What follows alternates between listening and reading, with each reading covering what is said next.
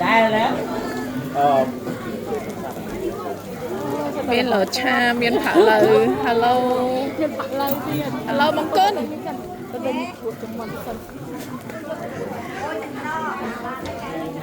មាននំគ្រក់ហើយមានអីខ្លះហើយនេះអូមាននំបញ្ចុកស្លខ្មែរអានេះសាច់គោអញ Hello ប្រហិត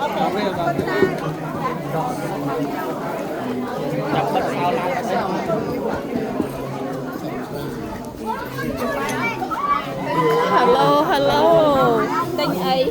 មករកមើលអីសិនមើលអីសិនជៀនប្រហិតថ្មីថ្មីហ្នឹង Hello តិចទៀតអីមកដល់ញ៉ាំវិញតិចទៀត គោសម្រាប់ អេគេដើរមកចុំសិនចំណាឲ្យកូនកុំមកលក់ Hello បង លក់អីគេខ្លះកូនកុំមកថ្ងៃហ្នឹង គ្រឿងបាត់គ្រឿង លក់អីខ្លះថ្ងៃហ្នឹង ញ៉ាំឥឡូវកៃលើគ្នា10រៀល ចាអីអោបសុខសប្បាយ ម៉ាមីឲ្យលក់អើ បាទ មីប្រាប់អីក៏សាប់ជុំមកមិនដឹង អីហ្នឹងគោដាច់ទេចាអត់មានបណ្ដាទៀវមានកណ្ដាល បីតុកអានេះអីមួយហើយហ៎អេតុកតិចទៀតអីមកយកនេះមួយ យកខ្លួនឯងយើងតាំងបោះខែបាននេះប្រឡាក់ទៅអូ អីអានេះព្រោះអានេះដាក់ចូលគ្នាទាំងអស់ហើយវាគ្រប់មុខអស់ហើយហ្នឹង ខុសគ្នា អានេះអត់មាននំពពាយទេ ហេខ្ញុំយកនំពពាយមួយអី តែប៉ុណ្្នឹងគ្រប់មុខហើយ ហ្នឹងហើយចឹងខ្ញុំយកប៉ុណ្ណឹងសិនចាំបន្តិចអីមកវិញអីឲ្យលុយអីដើរប្រជុំសិនអី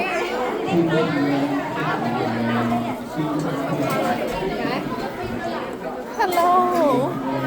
អូមាននំច្រើនណាស់សក់នំខ្មែរនេះនំកង Hello អីចេកចៀនអូអានេះគ្រឿងម្ជូរមានត្រីមានអីហើយនៅខាងនេះទៀតអ Hello បងសុខសប្បាយបងដើរមើលសិនស្អា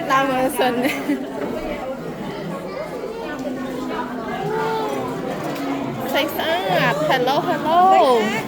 មានពងទាកូននេះអូមានទឹកបាប់បធីទៀតណា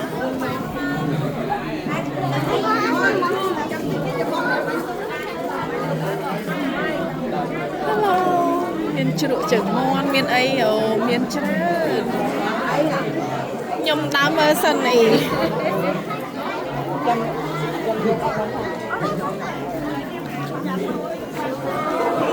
មានរបស់ញ៉ាំច្រើនឥឡូវធ្វើវីដេអូកន្លែងរបស់ញ៉ាំហើយតើមើលនៅខាងមុខវិញនៅខាងមុខគេមានលក់ផលិតផលខ្មែរតិចទៀតគេរំលបាំង